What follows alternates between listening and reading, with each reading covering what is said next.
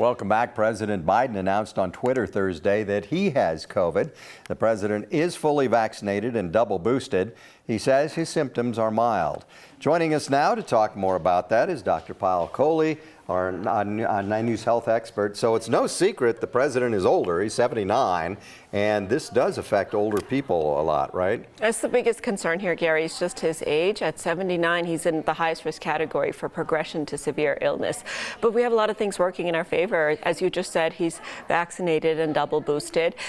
He also has received Paxlovid, which is given early in the course of the treatment can really reduce the chance of progression. He also has a variant that we think is milder, less likely to cause pneumonia. But the other thing that stands out to me in his history is this atrial fibrillation. That's a heart condition which can, increase risk of stroke. And because of the Paxlovid, we're actually having to stop his Eliquis, his blood thinner, which can reduce his risk. Wow. So for those few days, he's a little bit higher risk. Okay. So you talked a little bit about the variant. What do we know about this variant? I know that it's spreading like wildfire right now. It's the most contagious variant we have so far. Some health experts are saying, in fact, the worst variant, just because it is so contagious.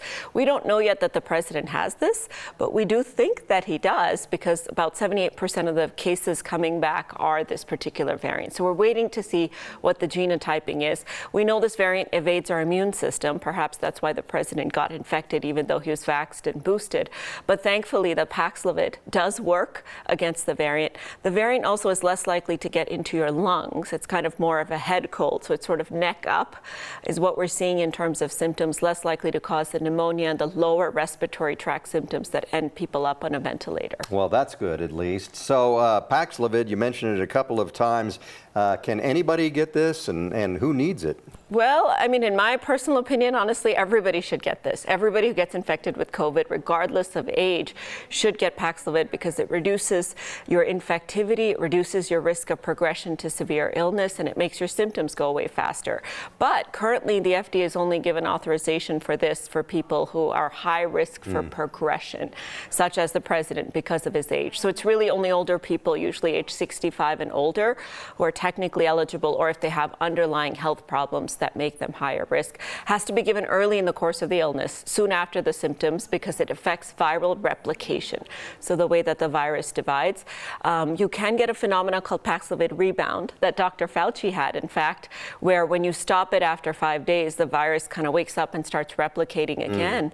And the second time around, the symptoms can be worse and the viral loads can be higher. Well, so that's interesting. Yeah. Yeah. Any idea when he might be back? He's isolating right now.